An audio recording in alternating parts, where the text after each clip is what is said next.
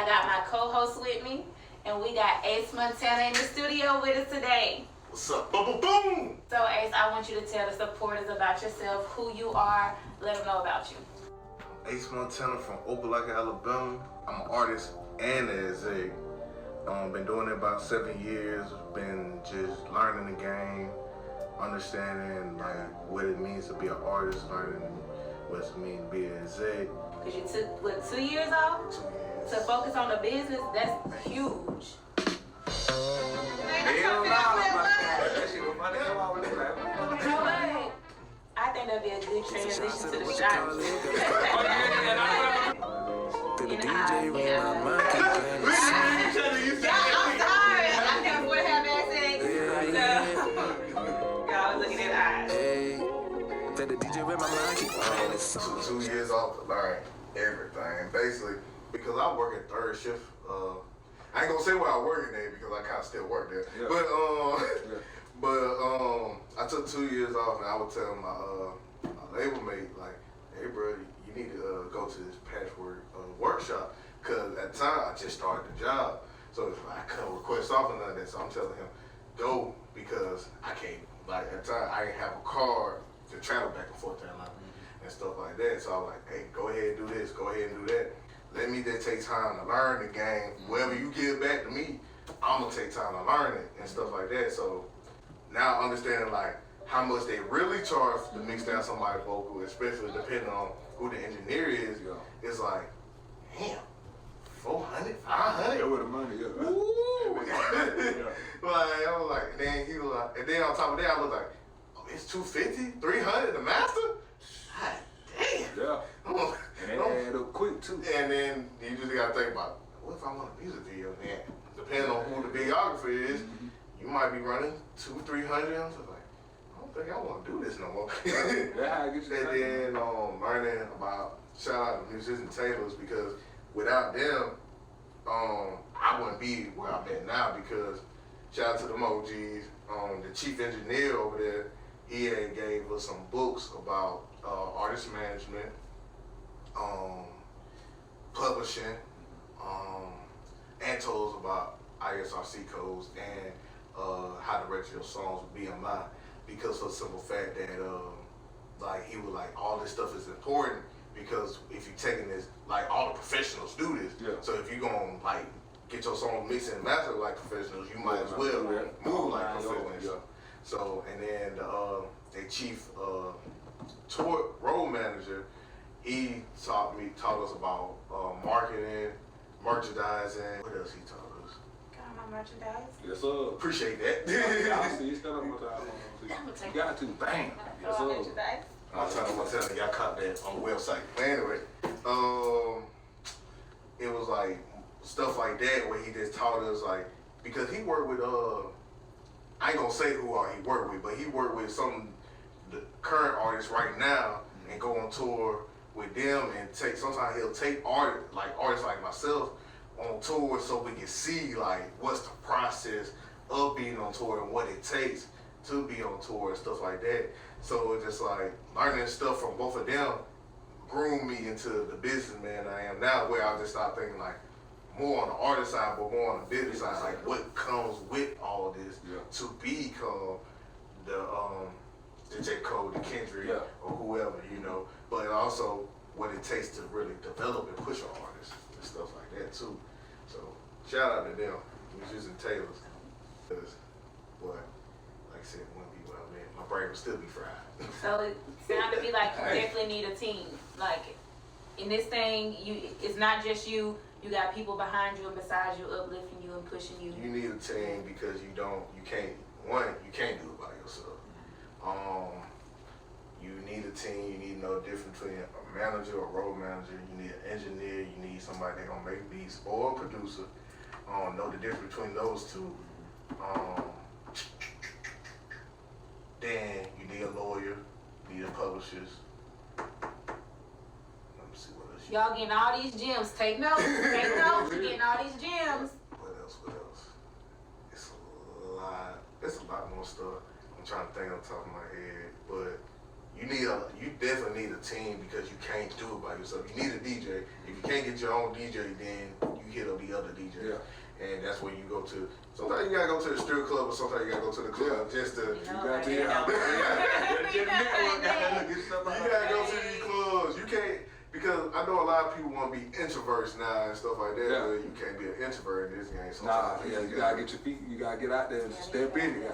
Hey, don't be afraid to spend money either. Yeah. You gonna Right, have to do say that. that, say You that gotta again, spend. right? Do not be afraid to spend money, because some of y'all be scared to spend money on yourselves, because I'm like, some artists around here have potential to be big. Yeah. You scared to spend money. Or just like, ooh, that's too much. Shit, alright. But how can you want somebody to invest in you Yeah, if you I was scared about to to invest say. in yourself? Yeah, that's an investment, man. They gotta look at it. How? You spend $250 on them joints. Come on, Right, man. For real, right. I'm talking about quick, them cool grades. We gonna talk about it, brother. And anything else for that matter, but I just, you definitely gotta invest in yourself. I'm gonna say this, before the project, I'm up. That's all I'm saying. Yeah. So how much would you say it would take to break an artist? Okay. So, if you, depends on what route you're trying to go. Because you try to stay local, the local route, trying to be known the state route, in the South, or you trying to know the global route. Local, not that much, about 1,000, easy. State, same thing, about 1,000. South, say about 30. Yeah, I'm about to say start going up then. About 30 up. And then global, you got to sign with a Yeah. major. Yeah, gotta you gotta, sign with a major. So to be major on that scale, you gotta sign with a label. Would you sign with a label? Would you stay independent? What does that look like for you? I will sign with a major if it's on my terms. Okay. Somebody had said this, when you have more knowledge, you have more power. When you have more power, you have more leverage. When you have more leverage, then you can sign with a major on your terms. You don't have to sign with a major, because just because they throw you $2 million doesn't mean you have to sign with them off rip. Yeah. Take that contract, take to a lawyer. They don't know. Let that lawyer look over it, make it seem fair for you, because you gotta think about longevity and stuff, and not everybody think about longevity. Because I see both sides of it. 19, 21, Yeah. somebody giving me $2 million, you can't tell me nothing. Yeah. Yeah. I'm finna blow that. Yeah. But at the same time, after them $2 million, you gotta pay them folk back. You got to.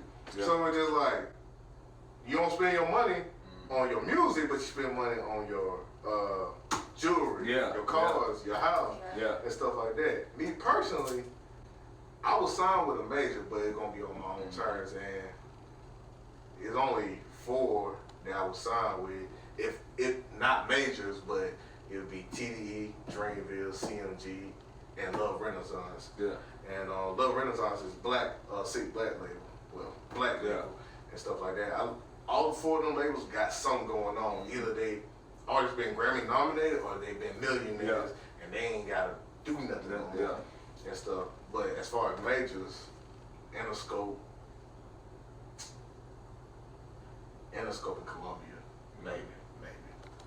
But the independent route ain't that bad. It just, you funding everything yourself. Yeah. So it's just like, if you don't want, it's like, if you're okay with funding everything yourself, being your own boss, being your own CEO, cool.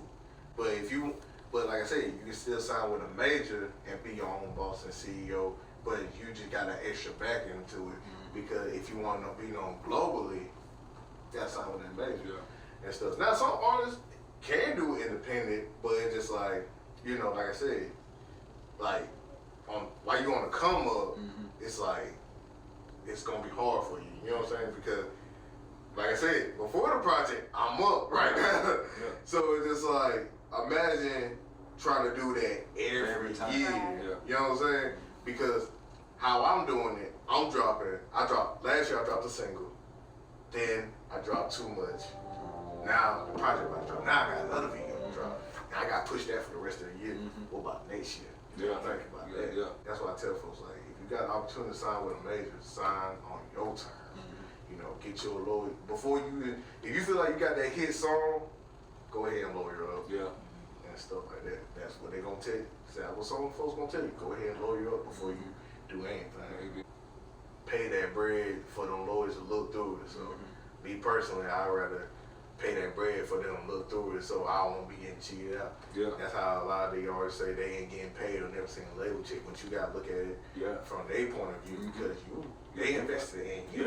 Yeah. Get what? They can tell you, they gonna tell you what you want to hear, but it's just like, can you reproduce that? Like, matter of fact, all them artists that blew up on TikTok, how many of them you still hear? From a label point of view, is like sometimes like you gonna want those sponsors, them endorsements, so you gotta tell artists like when you come up with your artist name or the image you try to create, think about long term because it's like, you know, I know some people be like, well, if you look at such and such, they got endorsement from this person. I'm like, they got endorsement because it's the people they connected to. Yeah. I'm talking about you. Yeah. Because you ain't got them. Yeah. I love doing this. Right. Like I love like how, you know, I hear myself and I'm just like, damn, I said that. Yeah. You know, I just be having fun with it. And I'm just like, I'd rather do this and have fun with it for the rest of my life than just work for somebody else. And then, like right now, me messed up because of the job. You know what I'm saying? Well, mostly football injuries, but I ain't gonna speak on that. Yeah. They lingering, man. Catching up to me now. For real. And by the way, I played 2 years of semi-pro football. Oh, yeah, see, that would dig. I can tell you that much. But, you know, playing that sport, it taught me a couple things. And watching the owner, it's like, you know, watching the owner, how he moved, business-wise, it was like, I see what kind of slack he go through because it's like, people is throwing bad on his name, which is some more shit happening. I ain't gonna speak on that, but it's like seeing like how he deal with business. It was like, okay, you deal with business. Sometimes you brush it to the side. Sometimes you know, let stuff be known, but sometimes you still gotta keep professional because you want them sponsors, you want them endorsements and stuff like that. All of these artists who inspired you. So what do you think you took from them, or did you learn from them that you can use to inspire the next generation of creatives that's coming up? Talk about real music, talk about real stuff, real life situations, because nowadays, like with Gucci, Jeezy, 50, Trouble, Schoolboy Q, and Eminem, they tug heartstrings. So it's just like, if they can tug my heartstrings, I can tug the youngest heartstrings, because it's just like, everybody want to talk about the lifestyle, but nobody want to talk about the real deal situation. Like me, you ain't gonna, like, this the only jewelry you gonna see me with. You feel me? But it's just like, you know, until I get that money, then I'm gonna be iced out a little bit. But you know what I'm saying? Well, let's go. Okay, so on every episode, I do this thing because I feel like black men are not celebrated enough. And I heard this mom say that the first time most black men get flowers is at their funeral. So what I like to do is I always like to give a black man a flower. So I want to give you your flowers while you're alive, and I want to honor you. And I want to thank you for coming and doing the show with us today. Appreciate you. I appreciate both of y'all. I appreciate you being on the show. Yeah, y'all.